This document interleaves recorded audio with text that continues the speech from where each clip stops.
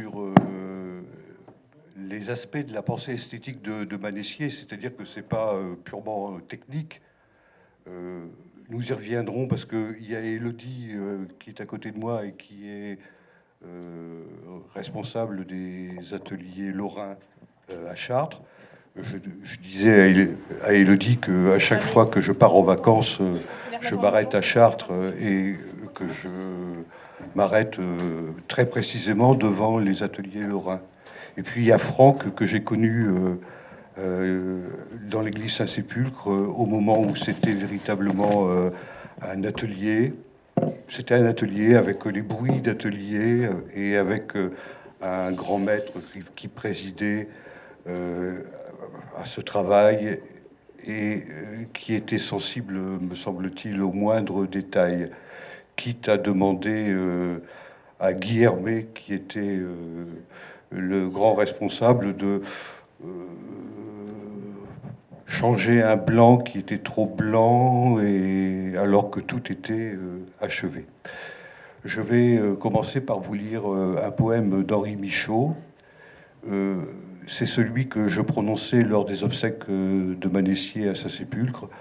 Bien évidemment, j'en inversais les termes, hein, mais vous allez voir pourquoi je lisais ce poème. C'est un poème d'Henri Michaud écrit pendant la Seconde Guerre mondiale. Il a pour titre Épreuve, exorcisme, 1940-1944. Je n'ai pas vu l'homme répandant autour de lui l'heureuse conscience de la vie, mais j'ai vu l'homme comme un bon bimoteur de combat, répandant la terreur et les maux atroces. Il avait, quand je le connus, à peu près 100 000 ans et faisait aisément le tour de la terre. Il n'avait pas appris à être bon voisin. Il courait parmi eux des vérités locales, des vérités nationales, mais l'homme vrai, je ne l'ai pas rencontré. Toutefois, excellent en réflexe et en somme presque innocent.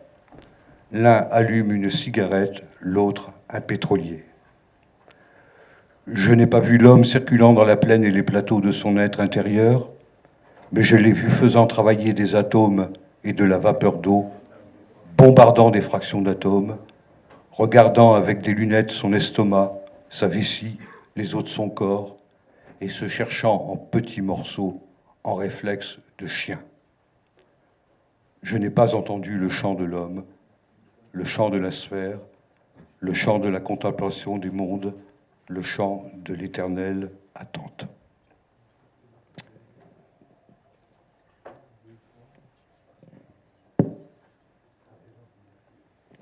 Ces versets résonnent intensément à cette heure où nous nous entretenons. Sans doute résonnait-il intensément pour Manessier, enfant du XXe siècle, qui vécut la Seconde Guerre mondiale, la destruction de la démocratie hongroise par l'armée soviétique, les guerres françaises et américaines d'Indochine ou du Vietnam, et dans leur ombre, la guerre d'Algérie. L'écrasement de la démocratie chilienne, l'assassinat de Martin Luther King, l'implacable cruauté du système judiciaire franquiste, la misère des favelas brésiliennes, l'œuvre de l'évêque des pauvres, dont Helder Camara, se heurtant à l'hostilité de Jean-Paul II, la déréliction de Jean-Paul Kaufmann, victime du Hezbollah libanais. Ce ressassement du malheur historique est aux yeux de Manessier chrétien la perpétuation de la passion du Christ. C'est ainsi que le sacrifice du juste revêt un caractère mythique, si le mot mythe désigne un récit exemplaire qui éclaire autant le passé que le présent et l'avenir. Dans l'église du Saint-Sépulcre, à la passion christique s'oppose la promesse d'une résurrection, c'est-à-dire un élan vers la lumière, comme s'oppose au bégaiement de l'histoire le cycle éternel de la création, c'est-à-dire du cosmos au sens grec du terme, d'un monde harmonieux, la pensée chrétienne s'enrichissant dès ses origines d'une forme d'hellénisme et de néoplatonisme. C'est une toile de Manessier qui est l'un des hommages à Don Eldar Camara, vous observerez que la croix, c'est à la fois l'émanation de la misère, mais c'est ce qui la recouvre et la protège.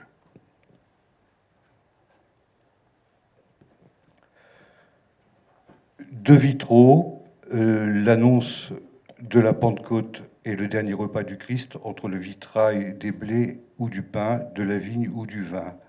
Contre la tentation du désespoir, Manessier espérait ainsi dans l'homme répandant autour de lui l'heureuse conscience de la vie, un bonheur qui participerait de la contemplation de la nature dans ses formes familières, une conscience de la vie par une émotivité active, la compassion, ce terme étant compris dans sa double acception chrétienne et philosophique, celle de charité dont le sens premier est amour et tendresse, celle de pitié naturelle que Rousseau définit en ces termes, ce qui nous porte sans réflexion au secours de ceux que nous voyons souffrir, toute disposition dont Jésus fit preuve selon les évangiles.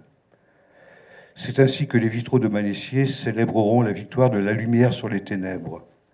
Ils sont un hymne à la lumière qui l'emporte sur ces ténèbres que Henri Michaud évoque amèrement dans Épreuve exorcisme. Dans le christianisme, en effet, l'espérance est l'une des trois vertus théologales avec la charité et la foi. Le mot hymne vient du grec hymnos qui désigne un chant à la louange d'un dieu ou d'un héros. Il est destiné à célébrer une victoire et l'établissement d'une souveraineté. Lorsque le 2 avril 1989 sont inaugurés les trois premiers vitraux du chœur de Saint-Sépulcre, Manessier observe que paradoxalement, l'église Saint-Sépulcre et le mot assombrissant qui la désigne deviendraient en définitive hymne à la lumière. Les vitraux de Manessier inversent donc le sens que tend à transmettre le nom même de l'église abbvilloise, d'autant que ce nom Saint-Sépulcre relève de la légende. En 1098, les croisés du Nord se seraient retrouvés en son emplacement afin de guerroyer en Terre Sainte et libérer le sépulcre du Christ à Jérusalem, alors que les inévitables tensions entre les trois religions du livre se résolvaient ordinairement par voie diplomatique.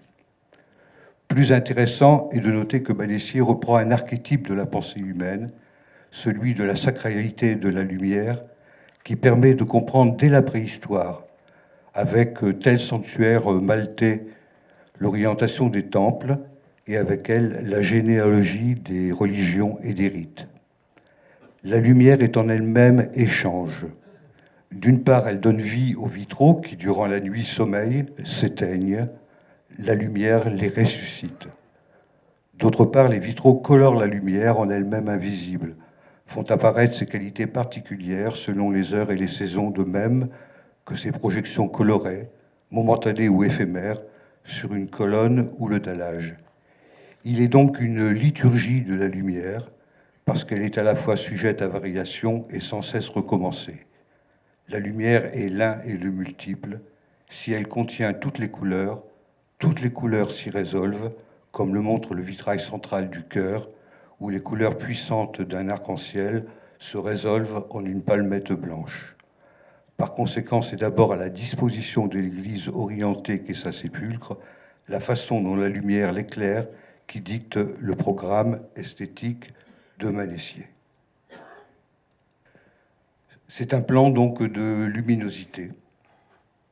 Qu'observe-t-on dans ce premier plan de luminosité qui fait partie des travaux préparatoires de Manessier? D'une part, l'opposition des aires éclairées, le chœur au soleil levant, la façade sud de l'église, et des aires plus sombres, la façade ouest, la partie nord de l'église.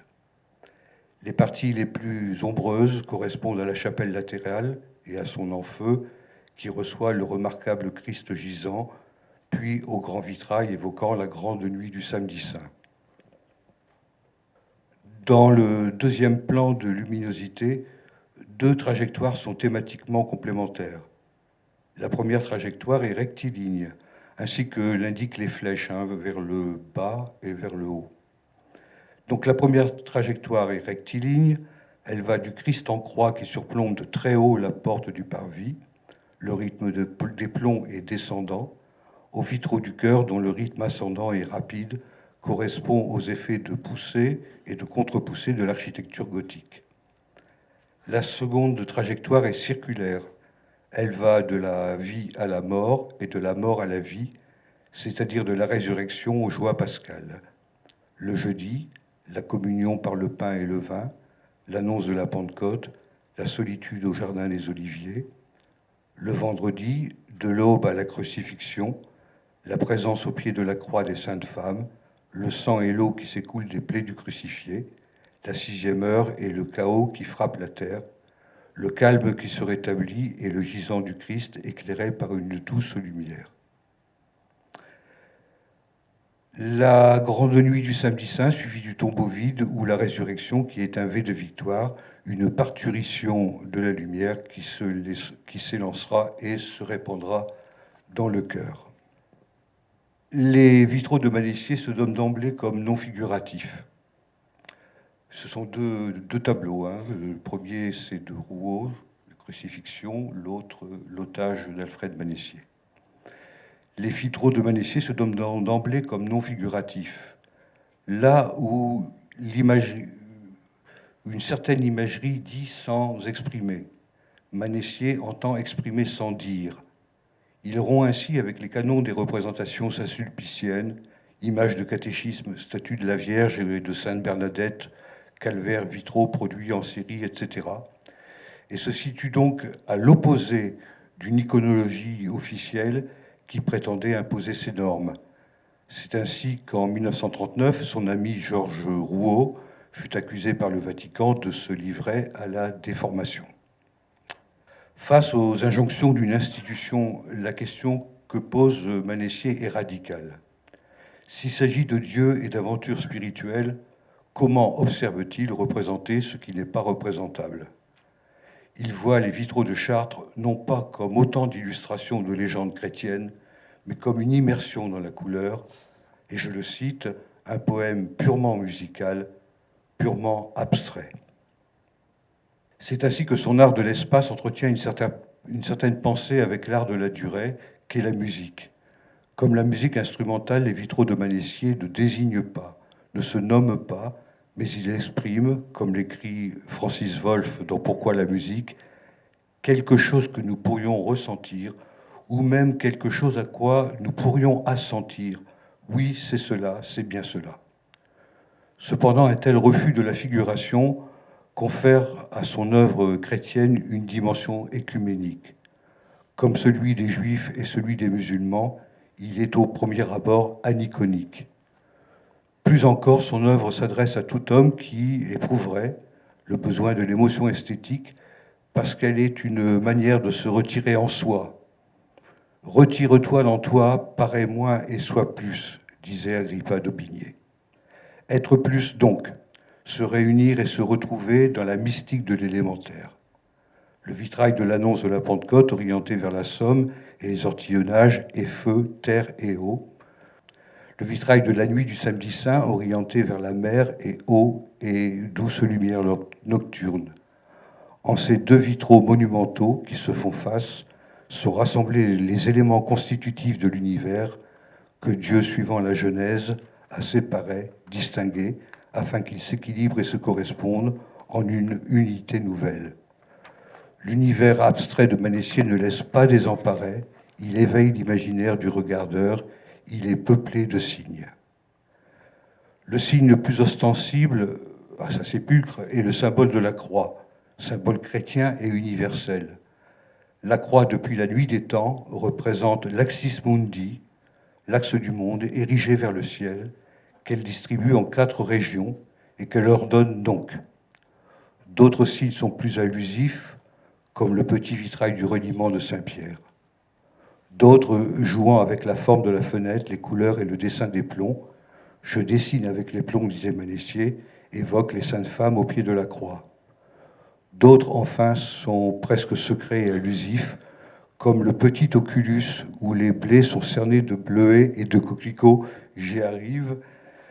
Le bon grain monotone ne vaut pas l'ivrée charmante. Et je terminerai ainsi, puisque j'avais commencé avec Henri Michaud. Henri Michaud disait avec tes défauts, ne va pas trop vite. Qu'est-ce que tu irais mettre à leur place? Cela fait partie de l'humanisme d'Alfred Manessier. Merci.